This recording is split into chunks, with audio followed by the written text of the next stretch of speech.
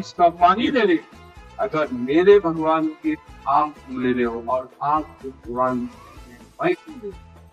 किसी को पुकार पुकार के कह रहा है हमारा बनाने वाला एक, हमारा धर्म एक, हमारी बॉड की रचना एक, हमारा ईश्वर किया हम सोच भी नहीं सकते। हम एक गिलास पानी का खाना नहीं कर सकते। एक पानी का प्रोसेस से पहुंचा है। चांद वैसा बनाए, सूर्य से बनाए हो, हम सब जानते क्या सूर्य जैसे पूरा ज्यादा बड़ा है। सूरज पीछे से जमीन पर आती है तो एक सेकंड में 3 लाख किलोमीटर चलती है।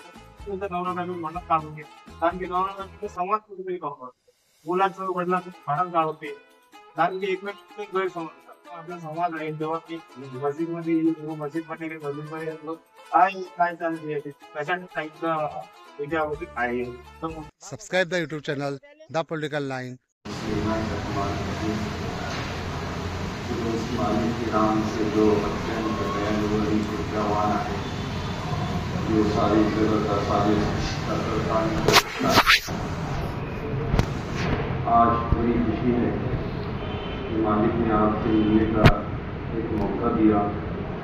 हम तो आपके कोई बोलने की भी लायक नहीं है। हमने आप लोगों का मारा, हमने वो हक मारा है कि हमारा मालिक अलग अलग कैसा हो।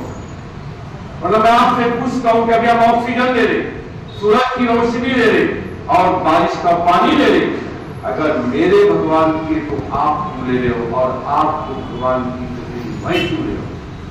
निसर्ग की चीज को पुकार पुकार के कह रहा है हमारा बनाने वाला एक, हमारा धर्म एक, हमारी बॉडी की रचना एक, हमारा ईश्वर नाम।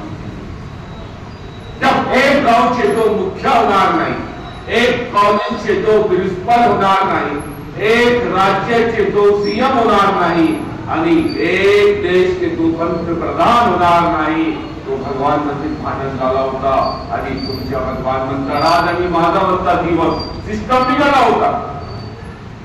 एक का भगवान बोले कि आज जून महीने में होगी मुसलमानों का वाटर शुरू होने वाला है, जुलाई में हिंदुओं का वाटर शुरू होने वाला है, बाद में ये सिस्टम बिगड़ जाता। हमारा बनाने वाला है, हम उस जमीन पे चले, हमारी जमीन जिसको पुकार नहीं चली ये बनाने वाला है। आसमान इस चीज को पुकार के कह रहा है कि बनाने वाला है। जो हम पानी पीते हैं वो बनाने वाला है, लेकिन हम अपने आप को भूल गए। हम भगवान को तो मानते हैं लेकिन भगवान की नहीं मानते। वो मालिक ने हम पे कितना बड़ा उपकार किया हम सोच भी नहीं सकते। हम एक गिलास पानी का भी हक अदा नहीं कर सकते। एक पानी का हमारे पास किस प्रोसेस से पहुंचा है। जब समंदर से पानी भाप बन के ऊपरता है तो बताओ ऊपर कौन सी पाइपलाइन लगी हुई है जो ऊपर जा रहा है, तो ऊपर कौन सा आर का प्लान है जो ऊपर वहां से मुझे बताया। यहाँ से अगर बम्बे में समुद्र 600 किलोमीटर दूर है, अगर वहां से भी पानी की ट्रांसपोर्टिंग कैसी हो रही है और हम तक के पानी कैसा पहुंच रहा है।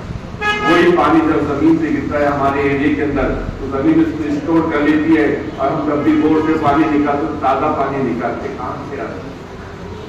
वही पाना सिकना में अगर गिर जाए वहां आइस बन जाता है।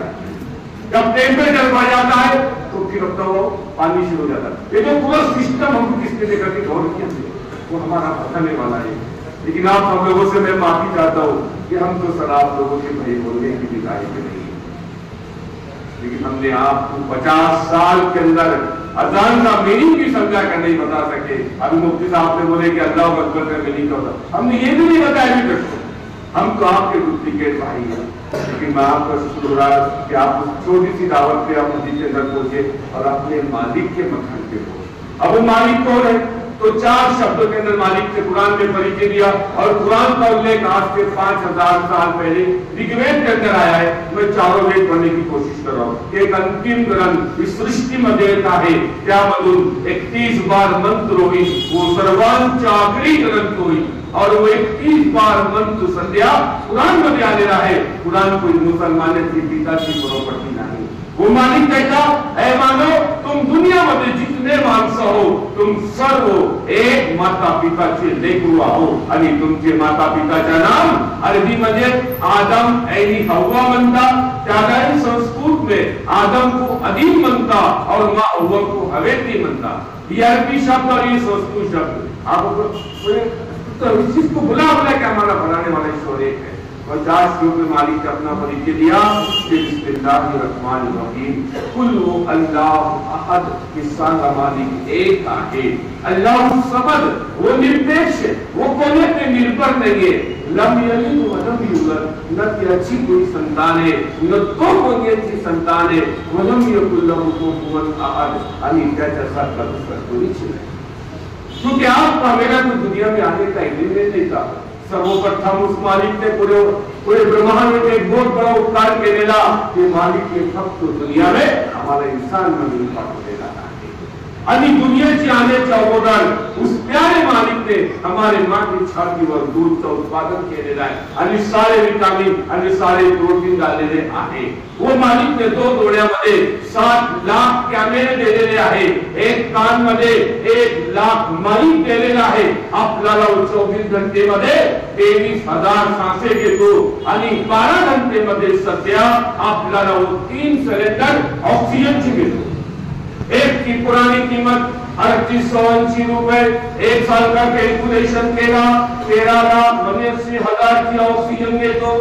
त्याला 50 साल से कैलकुलेशन केला तो 6 करोड़ 60 लाख की ऑक्सीजन घेतो। कभी मालिक का बिल देगा, कभी टैक्स भर रहा था। अभी कोरोना काल गया, एक 10% ऑक्सीजन नहीं मिली थी, कितने लोग ऊपर चले गए और पूरी दुनिया में कैसा अहंकार मच जाएगा कि ऑक्सीजन कहां से मिलेगी। और वो कैसा प्यारा मालिक और कैसा दयालु और कितना ज्यादा कृपावान है हमारे पे। जब रात को नींद में सोते वहां भी ऑक्सीजन देते हैं और कभी उससे दिल भी नहीं मानता। जब उस मालिक को भूल गए, आज इस भारत के संविधान को मानोगे तो देश के अच्छे नागरिक माने जाएंगे। इस संविधान के विरोध गए तो आपको फाइन भरना पड़ेगा। जब हम मालिक ने हमें भेजा है, उस मालिक ने को दुनिया के उसका संविधान क्या है, उसकी आज्ञा का पालन। और कुरान जो है ये हमारी सिलेबस है, एक पाठ्यक्रम है जो सारे मानव के लिए होती है। इस कुरान के अंदर 6,666 अध्याय है, इसमें से सिर्फ 553 मुसलमानों के लिए नमाज रोजा ज़कात है, बाकी 6,113 अध्याय उदल्लिना सारे इंसानों के लिए। लेकिन ये भी हमने कभी आपको नहीं रखा, इसलिए आपका भी कर्तव्य है हमें जानने का कि कुरान में क्या लिखा हुआ है। क्योंकि जब बनाने वाले हमें चैलेंज कर सकता है कि मैंने जमीन को ऐसा बनाया हूँ, चांद को ऐसा बनाया हूँ, सूर्य ऐसे बनाया हूँ। हम सब जानते क्या सूर्य दुनिया से 13,000 गुना ज्यादा बड़ा है। जब एक सूरज की किरणें जमीन पर आती है तो 1 सेकंड में 3 लाख किलोमीटर चलती है। तो जमीन पे पहुंचने के लिए 8 मिनट 16 सेकंड लगते हैं। तो बनाने वाला मालिक कितना बड़ा होना चाहिए। आपकी मेरे जो गैलेक्सी है इसमें 300 अरब से भी अधिक सूर्य है, तो बनाने वाला मालिक कितना बड़ा होना चाहिए। कभी हमने गौर की? जब बच्चा मां के गर्भ में रहता है, मां का ब्लड ग्रुप अलग होता है और बच्चे का ब्लड ग्रुप अलग होता है। कहां से आया?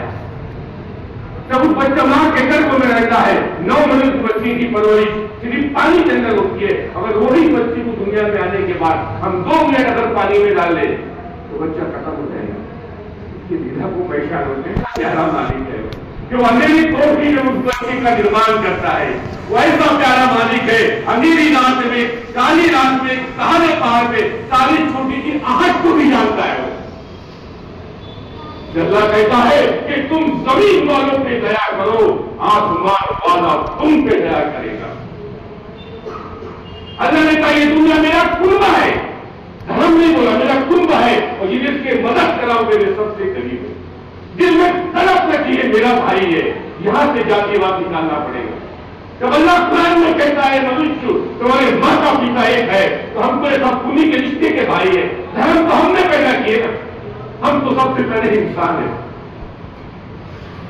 तुम्हारी भी छोटी सी जिंदगी दिया है, 50 साल 70 साल 80 साल, हमें एक दिन सबको मरना है। क्योंकि आज आपसे नहीं कुछ हमें पानी बनना पड़ेगा। ये जमीन संतों की जमीन है, ये झूठियों की जमीन है, ये मोहब्बत करोड़ों की जमीन है। इस सब तुलसी महाराज का एक वचन है कि हर देश में तू, हर देश में तू, नाम तेरे अनेक वस्तु एक। कबीरदास कहते का बीज बोया बबूल का क्या आम खायो। जो मालिक ने जिंदगी ये छोटी थी, जैसा बीज बोया वैसा फल पाओ। पॉइंट बोल के खत्म करूंगा कि जब जब इस दुनिया में अंधकार बढ़ा, मालिक ने ऋषि भेजे है, आखिरी ऋषि मोहम्मद पैगंबर सल्लल्लाहु अलैहि वसल्लम है, जिनको भविष्य कुरान के अंदर कल की अवतार अंतरन शम्स बोला गया कि माँ तो महीने में पैदा होंगे, उनके पिता का नाम विष्णु यश होगा और माँ का नाम सुमिति होगा। विष्णु यश का मीनिंग है मालिक की आज्ञा का पालन करने वाला, हम उसी को उर्दू में अब्दुल्ला कहते हैं और अब्दुल्ला का भी अर्थ वही होता है मालिक की आज्ञा का पालन करने वाला। उनके माँ का नाम सुमिति होगा, जिसको उर्दू में हम आमीना कहते हैं। इन्हीं को धर्मपत्र अध्याय क्रमांक 217 में लिखा है कि बौद्ध जी ने कहा मैं पहला बौद्ध हूँ और ना ही आखिरी हूँ, मेरे बाद एक बौद्ध आएंगे, वो ज्ञानी होंगे, वो जो कुछ भी कहेंगे ईश्वर की ओर से कहेंगे। जब बौद्ध जी का अंतिम समय था, अपने शिष्य नंदा को बुलाया, हे नंदा मेरे बाद एक मैत्री आने वाले हैं, तो मैं तेरी ही मोहम्मद पैगंबर सल्लल्लाहु अलैहि वसल्लम, तो मैं पहला भी नहीं हूँ और आखिरी भी हूँ। आखिर कुरान के अंदर रहमतुल आलमीन बोला गया कि सारी दुनिया के लिए रहमत और करुणा बनाकर भेजे गए, हम सबके नबी है, सबके। आखिर में उद्देश्य है, जब मैं घर में जाता मैं मेरे पत्नी के साथ झाड़ू भी मारता और मैं मेरे पत्नी के साथ आटा भी दूंगा। हम अपने दिल पे हाथ रख के देखो, आज हमने हमारे औरत को गुलाम बना के रख दिया है। एक औरत की क्या कुर्बानी हम सोच ही नहीं सकते। जब एक बच्ची छोटी होती है, अपने माँ बाप के अंडर में होती है, जब वही बच्ची बड़ी होती है, सब कुछ छोड़ के अपने पति के अंडर में चली जाती है, और वही बच्ची जब बूढ़ी होती है फिर वापस अपने बच्चों के अंदर में आ जाती है। यानी उस औरत को बचपन से त्याग और कुर्बानी देना पड़ता। तो मोहम्मद सल्लल्लाहु अलैहि वसल्लम ने कहा अब जा तेरे माँ के पैरों तले सर गए।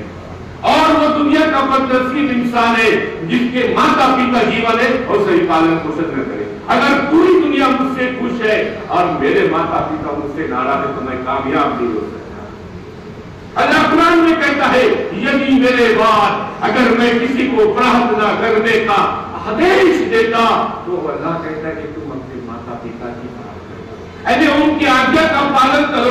जिन्होंने हमको दुनिया बताया है और वो दुनिया का बदनसीब इंसान है जिसके माता पिता जीवन है और सही पालन पोषण न करे। एक दो शहीद हमारे बॉम्बे के लोग जो अमेरिका में जॉब करते थे, उनके पिता उनके मम्मी का डेथ होगी तो छोटा भाई वो बॉम्बे आया और कहने लगा, आने के बाद माँ की पूरी विद्या पूरी किया। तो पिताजी ने पूछा, बोले बेटा दादाजी नहीं आया? तो वो छोटी बेटी ने कहा कि दादा ने कहा कि माँ को तू चले जा, बाप को मैं चले जाऊंगा।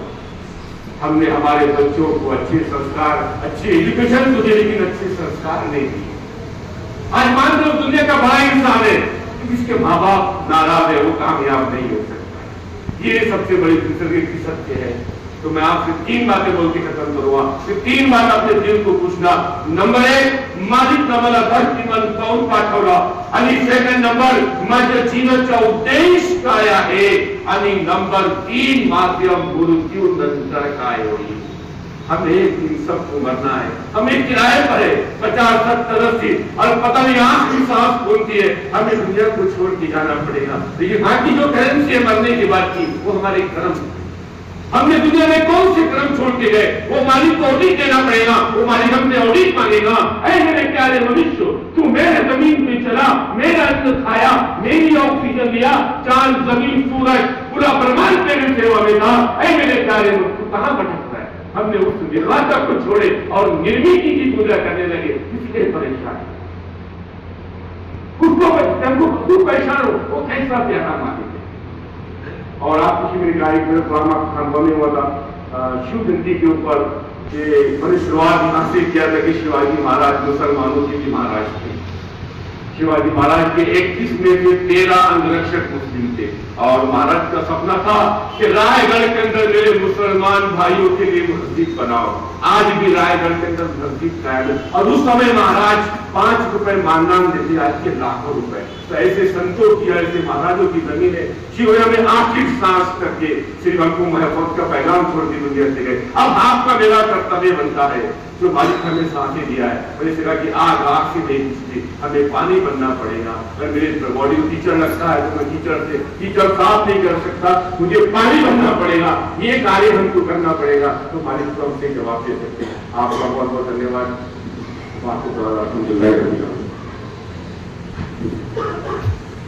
बहुत बहुत माननीय श्री इश्तियाक साहब जिन्होंने बहुत ही कीमती बातें बताई हैं। मालिक हमें इन बातों पर बहुत ही सुनकर समझकर अमल करने की तौफीक नसीब फरमा दे। अब मैं हमारे प्रमुख मौलाना हसन हामिदार साहब से मैं नम्र विनंती करता हूँ कि वो सर्वात आधी मी इथे उपस्थित असणारे नसणारे सर्व मनुष्य जातीला, मानवांना, सर्व विश्वाला राज्यांमध्ये माझ्यातर्फे वैयक्तिक माझ्या पोलीस विभागातर्फे प्रशासनातर्फे खूप खूप शुभेच्छा देतो। या कार्यक्रमाला उपस्थित असणारे सर्व सन्माननीय गण, आपण सर्व उपस्थित असणारे प्रेक्षक, रसिक, सन्माननीय गण, असे कार्यक्रम मी तर पहिल्यांदाच बघत। आता माझं 45 वर्ष 46 वर्ष वय आहे, परंतु मस्जिदमध्ये सर्व धर्माच्या लोकांना बोलावलं आणि त्यांना मस्जिदमधला जो आपला क्रम आहे, व्यवहार, नमाज दाखवणं,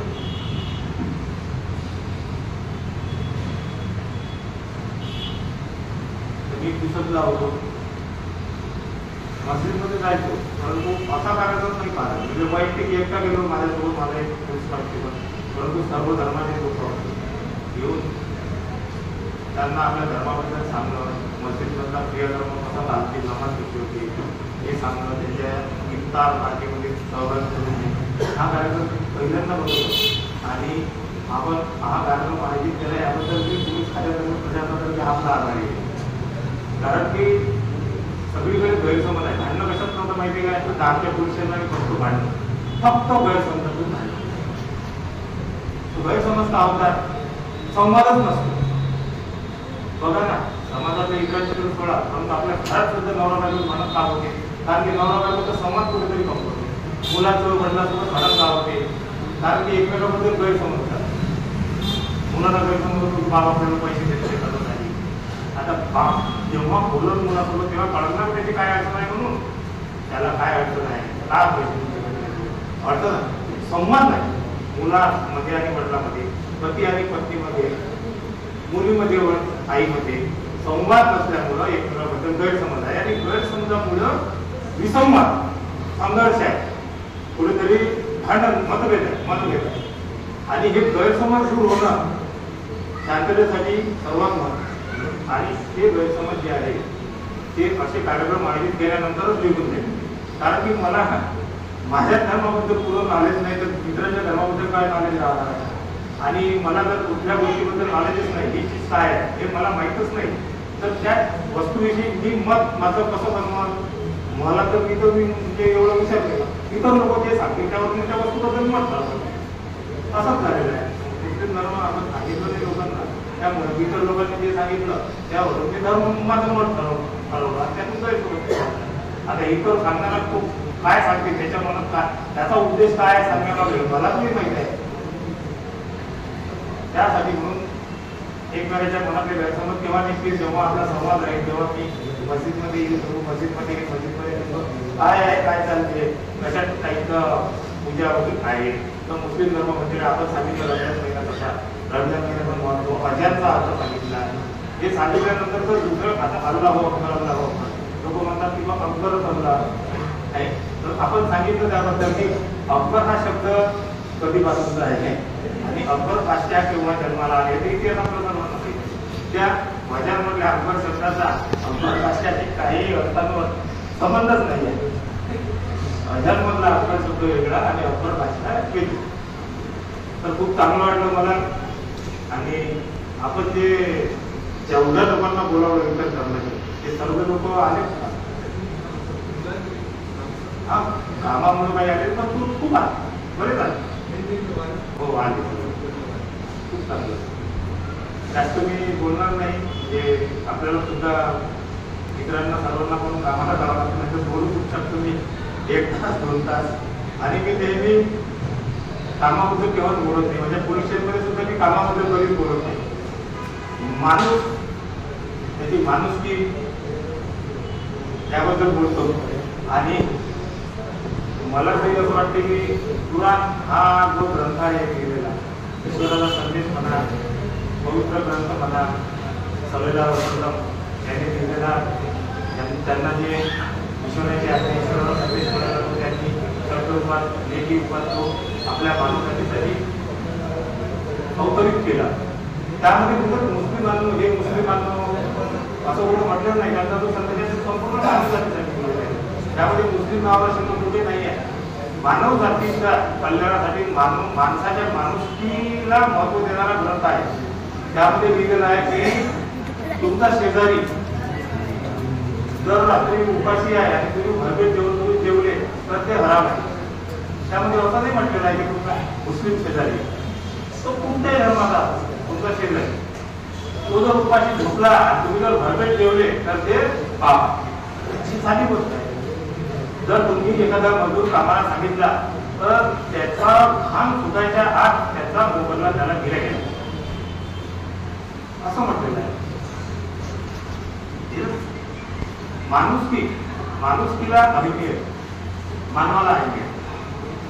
माझ्या परिचयामध्ये मी लोकांना सुद्धा तेच सांगतो, पहिलं तुम्ही चांगला माणूस बना. मी नेहमी सांगतो की तुम्ही स्वतःविषयीच प्रामाणिक आहात. आपण स्वतःशीच प्रेमाने करतो. स्वतःची इज्जत स्वतः करत नाही आणि दुसऱ्यांकडून इज्जतची अपेक्षा करतो. आपण स्वतःची इज्जत स्वतः तरी करतो. आपण स्वतःशी निर्माण राहतो, स्वतःच्या शरीराशी, स्वतःच्या बुद्धीशी, स्वतःच्या मनाशी. आणि असं आपण स्वतःशीच निर्माण आहोत. दुसऱ्याची काय आपण इमानदारी करतो? स्वतःची इज्जत स्वतः करत नाही. कुठेही बसतो, कुठल्याही बसण्याप्रमाणासोबत संपर्क ठेवतो. ज्या जागी बसायचं नाही त्या जागी बसतो आणि स्वतःची इज्जत स्वतःच्या हाताने स्वतःच कमी करतो. तर तुम्हाला कोण इज्जत देणार? स्वतःची इज्जत जर आपण स्वतः ठेवली, स्वतःची प्रतिष्ठा जर आपण स्वतः ठेवली तर तुम्हाला इज्जत नापल्याचं काम नाही. तुम्ही स्वतःशी प्रामाणिक राहिले तर तुमचा मुलगा, तुमची पत्नी, तुमचे आई वडील किंवा समाज तुमच्याशी कोणी अप्रामाणिकपणा करणारच नाही. आपण स्वतः पहिले अप्रामाणिक, स्वतःशीच अप्रामाणिक असतो. त्यामुळे आपल्याला बाकीचे सगळे अनुभव येतात त्याचे वाईट. तसंच पोलिसांना पण पहिले तुम्ही माणूस बना, काम नंतर.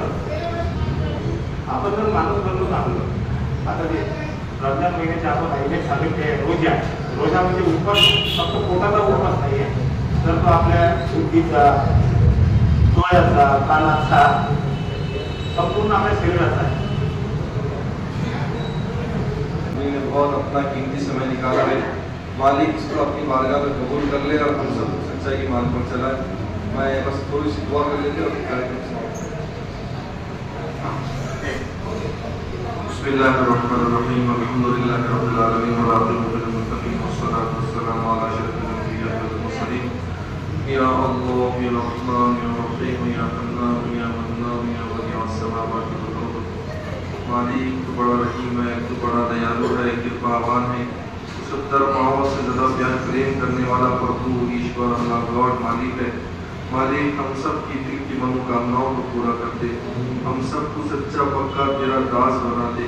हम सबको तेरे आज्ञा का पालन करने वाला बना दे. मालिक हम सबको हमेशा कुफ्र से, शिर्क से और अनेक ऐसे कामों से बचा ले जिससे तू नाराज होता है, जिससे हम रास्ते से भटक सकते हैं. उन तमाम रास्तों से हमको बचा ले जिस पर तेरा गजब नाजिल हुआ है. और जो उन रास्ते पर चले जो गुमराही पर है, उन रास्ते से भी, उन मार्ग से भी हम सबको बचा ले. ऐ मालिक ये कार्य जो हुआ तेरे करने से हुआ, आपके जाने से हुआ. जो भी हुआ था आपके करने से हुआ. जो हो रहा है आपकी इच्छा से हो रहा है. आइंदा भी जो होगा किसी के करने ना करने से नहीं मालिक, आपके चाहने से होगा, आपके करने से होगा. मालिक इसको अपनी बारगाह में कबूल कर ले. मालिक हम सब के दिल को जोड़ दीजिए. ऐ मालिक ये मुसलमानों के मालिक का घर नहीं है मेरे मालिक, ये सब के बनाने वाले, सबके जीवन दाता अल्लाह मालिक परमात्मा का घर है. यहाँ हम सबको एक साथ बैठने की तौफीक दे दे, एक साथ जुड़ने की तौफीक दे दे, एक साथ तेरी याद करने वाला, जिक्र करने वाला, दिलों के अंधेरों को निकालने वाला बना दे. हमको अंधकार से बचाकर स्वर्ग के रास्ते पर चला दीजिए, सिराते मुस्तकीम पर चला दीजिए, हमको सरल मार्ग पर चला दीजिए. ऐ मालिक कुरान में जैसे कहा गया, कुरान में माननीय मोहम्मद साहब की शिक्षाओं में और धार्मिक ग्रंथों में कहा गया कि सब एक माँ और एक बाप की संतान है. हम सब एक दूसरे के खून के रिश्ते के भाई है. ऐ मालिक हम सबको अपना भाई बनाकर अच्छी मोहब्बत के साथ, प्रेम के साथ इस देश में रहने वाला बना दे. हमारे देश का कल्याण हो, हमारे देश में प्रेम, एकता, जागरूकता हो, इसके फैसले फरमा दे. हमारे देश को बुरी नजर से बचा ले. हॉस्पिटलों में कितने लोग बीमार है, परेशान है उनको तमाम को शिफा अता फरमा दीजिए, उनको जल्दी छुट्टी कराकर उनके घरों पर उनको अच्छे से भिजवा दीजिए। ऐ मालिक, हमारे इस कार्य में जिन लोगों ने मेहनत की है, कोशिश की है, आपके बंधुओं को आपसे जोड़ने के लिए उनके दिलों को कबूल कर लीजिए, उनकी नस्लों को कबूल कर लीजिए, उनकी मेहनतों को कबूल कर लीजिए। ऐ मालिक, हम सबको अल्लाह मिलजुल कर इस कार्य खैर में बढ़ चढ़कर हिस्सा लेने वाला बना दीजिए। ऐ अल्लाह, इस जमीन पर हर घर में अल्लाह, हर मस्जिद में इस तरह के प्रोग्राम की तरतीब बना दीजिए। वो मखलूक के खुदा जो तुझसे कटी हुई है, दूर है अल्लाह, तो 70 साल 80 साल 85 साल से मस्जिद के पड़ोसी होकर हमने उनको नहीं बुलाया है अल्लाह, क़यामत की पकड़ से हमको बचा ले, पर्दों की पकड़ से हमको बचा ले। हम जालिमों ने उनका तारुफ नहीं कर, हम जालिमों ने तेरे घर का तारुफ नहीं करवाया। है अल्लाह, हमको बचा ले मालिक। है अल्लाह, जो कुछ टूटी फूटी कोई चीज़ हो रही है उसको कबूल कर ले, अपनी इच्छा से कबूल कर ले। वसल्लल्लाहु तआला अला मुहम्मद व अला आलिहि व अस्हाबिहि अजमईन।